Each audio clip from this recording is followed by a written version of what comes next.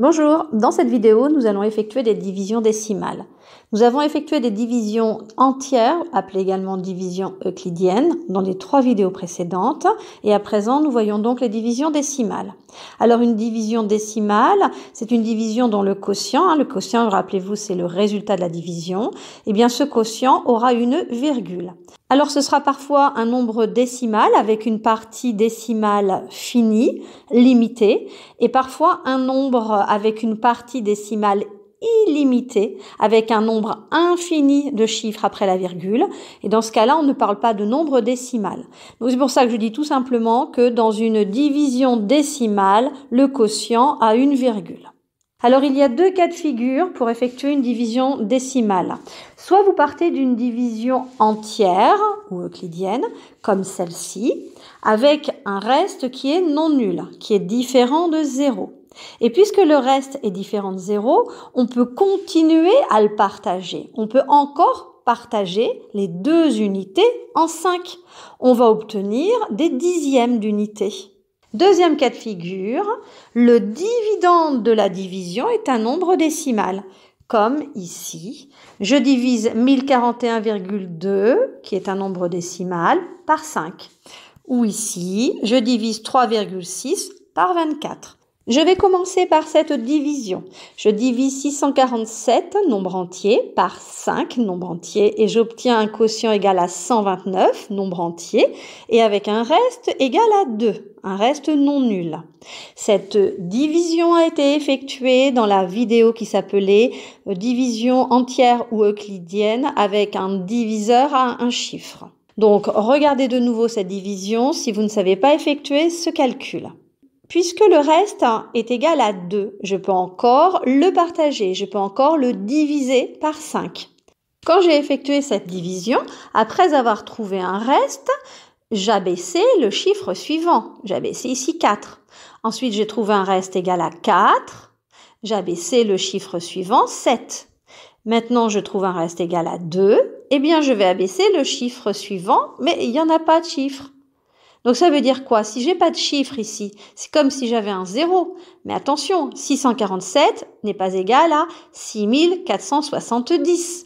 Si je mets un 0 ici, il faut bien que je comprenne que c'est 0 dixième. Donc je rajoute également une virgule. Et c'est ce 0 dixième que j'abaisse à côté du reste 2. J'obtiens donc 20 et plus exactement 20 dixièmes puisque c'est le chiffre des dixièmes que j'ai abaissé.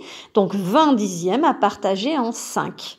Et le conseil que je vous donne, c'est que dès que vous abaissez le premier chiffre après la virgule, vous écrivez immédiatement une virgule dans le quotient.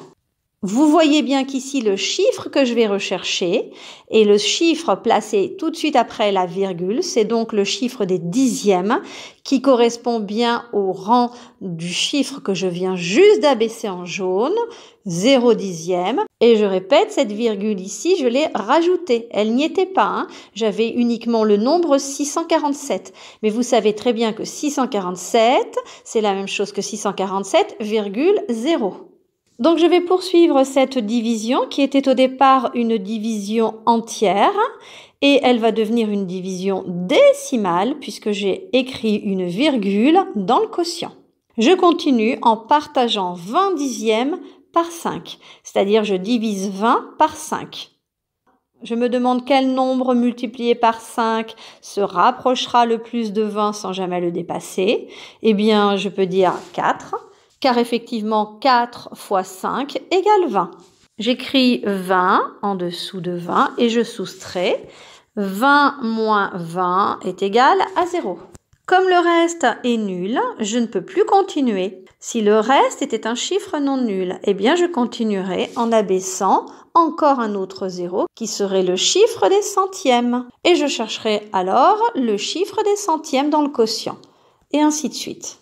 Finalement, je peux écrire 647 divisé par 5 est égal à 129,4, un nombre avec une virgule. Donc, je répète, toutes les divisions entières ou euclidiennes qui ont un reste qui n'est pas égal à 0 peuvent être poursuivies. On met une virgule, on abaisse le chiffre des dixièmes et on trouve une partie décimale. Et on s'arrête quand le reste est égal à 0 ou lorsqu'on vous demande de calculer uniquement un quotient à un chiffre, deux chiffres, trois chiffres après la virgule. Tout dépend de ce que l'on vous demande. Je vais voir à présent le deuxième cas de figure. Le dividende de la division est un nombre décimal, comme ces deux divisions ici. Alors je vais commencer avec cette première division. Alors le dividende est un nombre décimal, mais vous vous posez toujours les mêmes questions. Est-ce que je peux diviser 1 par 5 ? Non, donc je prends deux chiffres. Est-ce que je peux diviser 10 par 5 ? Oui. Alors je fais un arc de cercle au-dessus de 10. Et je continue. 10 divisé par 5 est égal à combien? Ou combien de fois 5 pour aller à 10 pour se rapprocher de 10 sans jamais le dépasser? Ici c'est facile. Je peux dire qu'il y va deux fois, car 2 fois 5 est égal à 10. Je vais donc écrire 10 en dessous avec un signe moins, je fais une soustraction. 10 moins 10 est égal à 0. J'abaisse ensuite le chiffre 4, le chiffre des dizaines, et j'obtiens donc 4 dizaines à partager en 5. 4 divisé par 5, 4 partagé en 5 n'est pas possible, donc je vais écrire 0 dans le quotient. Et vous continuez, 0 fois 5 égale 0, et vous marquez le 0 en dessous du 4. Puis vous faites la soustraction, 4 moins 0 est égal à 4. Pour continuer, vous allez abaisser le chiffre suivant, c'est le chiffre des unités, une unité, que j'abaisse à côté de 4. J'ai donc 41 unités à diviser par 5. Combien de fois 5 pour me rapprocher le plus possible de 41 sans jamais le dépasser? Je sais que 8 fois 5 est égal à 40, donc je vais écrire 8 et écrire 40 en dessous, que je vais soustraire à 41. Il me reste 1.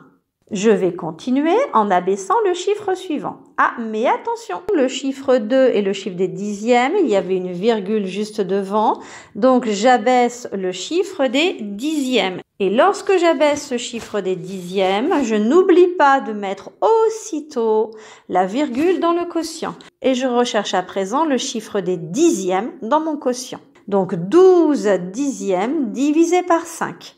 Combien de fois 5 pour me rapprocher de 12? 2. 2 fois 5, 10. Que je soustrais à 12, il me reste 2. Et plus exactement, il me reste 2 dixièmes. Puisque le reste n'est pas nul, je peux continuer. J'abaisse le chiffre suivant. Mais le chiffre suivant, il n'y en a pas. Donc, comme tout à l'heure dans la division précédente, je vais écrire ici un 0. Il s'agit de 0 centième que je viens abaisser à côté des 2 dixièmes. J'ai donc 20 centièmes et je recherche dans le quotient le chiffre des centièmes. Combien fois 5 pour aller à 20? Je peux écrire 4 puisque 4 fois 5 est égal à 20. Et donc, j'inscris ici moins 20, ce qui me donne un reste nul. Je prolonge mes traits de division et je m'arrête à présent puisque j'ai un reste nul. Le quotient de la division de 1041,2 par 5 est égal à 208,24. C'est un nombre décimal puisque la partie décimale est finie, étant donné que le reste ici est nul. Quand vous posez votre division en colonne, je vous conseille de ne pas faire ce trait de division vertical trop près du nombre ici, trop près du dividende. Car si vous avez des zéros à abaisser, ici vous n'aurez plus de place. Nous allons à présent faire la deuxième division, que je vais réécrire un petit peu plus à droite. Alors, 3,6 divisé par 24. Il faudrait donc que je prenne deux chiffres, donc 36. Mais attention, j'ai une virgule ici.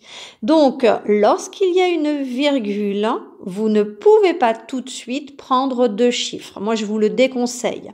Donc, vous allez garder le premier chiffre et vous vous demandez, dans 3, combien de fois 24? Ou combien de fois 24 pour aller à 3? Eh bien, c'est pas possible. Donc, ça, vous savez traiter ce problème. Lorsque ce n'est pas possible, on écrit 0. Et ainsi, 0 fois 24 est égal à 0, que je viens écrire en dessous du 3. Ensuite, je fais 3 moins 0, qui est égal à 3. Je continue en abaissant le chiffre suivant. J'abaisse 6. Mais attention, 6 représente les dixièmes. Et attention le réflexe, lorsque j'abaisse le chiffre tout de suite après la virgule, je viens écrire une virgule dans le quotient. J'ai donc 36 dixièmes à partager en 24. Combien de fois 24 pour aller à 36 sans jamais le dépasser? Je peux écrire 1 dixième. 1 fois 24 est égal à 24, que je viens retrancher à 36. 6 moins 4 égale 2. 3 moins 2 égale 1. J'ai un reste de 12. 12 dixièmes. Je peux continuer en abaissant le chiffre suivant. Mais là encore, il n'y a pas de chiffre, donc ça veut dire que je peux écrire un 0. Et j'abaisse le 0 centième. J'ai donc 120 centièmes à partager en 24. C'est donc bien le chiffre des centièmes que je recherche à présent dans mon quotient. Combien de fois 24 pour aller à 120? Souvenez-vous de la méthode avec les petits caches. Je cache 4, je cache 0. 12 divisé par 2, j'ai envie de dire 6. Mais attention, quand j'écrirai ensuite 6 fois 4, 24, j'aurai 2 de retenue. Et 6 fois 2, 12 plus 2 de retenue, ça me fait 14. Donc je sais que ça va pas être 6. Je vais essayer avec 5. 5 fois 4 égale 20. J'écris 0 et 2 de retenue. 5 fois 2 égale 10 plus 2 de retenue, ce qui me fait 12. J'obtiens finalement 120 que je peux retrancher à 120. Et j'obtiens 0. Ça y est, mon reste est nul, la division est terminée. Le quotient de 3,6 par 24 est égal à 0,15.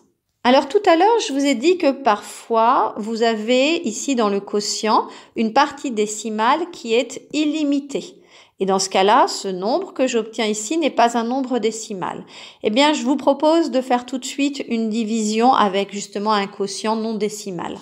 Je vais diviser 16 par 11 en laissant pas mal d'espace entre le dividende et le trait de la division pour pouvoir abaisser autant de zéros que nécessaire. Et je commence. 16 divisé par 11 est égal à 1. 1 fois 11 est égal à 11. Il reste 5. Ici, il s'agit d'une division entière ou euclidienne. Le quotient de 16 par 11 est égal à 1 avec un reste égal à 5. Mais je peux poursuivre cette division avec une partie décimale.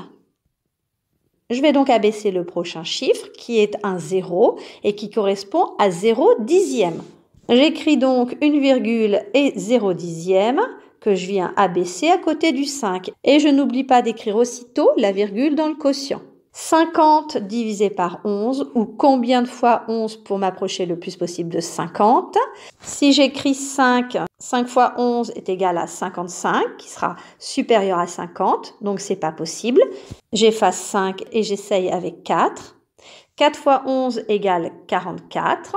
Qui est plus petit que 50, donc c'est bon. 0 moins 4, c'est pas possible, je mets des retenues. 10 moins 4, il reste 6. 5 moins 5 égale 0. Et je continue. J'abaisse le chiffre des centièmes, donc 0 centième, et j'obtiens 60 centièmes. Et je cherche à présent le chiffre des centièmes dans le quotient. Si j'écris 6, je vais obtenir 6 fois 11 égale 66, qui sera trop grand. Donc, je vais écrire 5. 5 fois 11 est égal à 55. 55 que je viens soustraire à 60. Il me reste 5. Ah tiens, déjà, j'avais un reste de 5 tout à l'heure et j'ai abaissé 0. Et là, je me retrouve encore avec un reste 5 et je vais abaisser 0. J'abaisse 0 millième. 50 divisé par 11.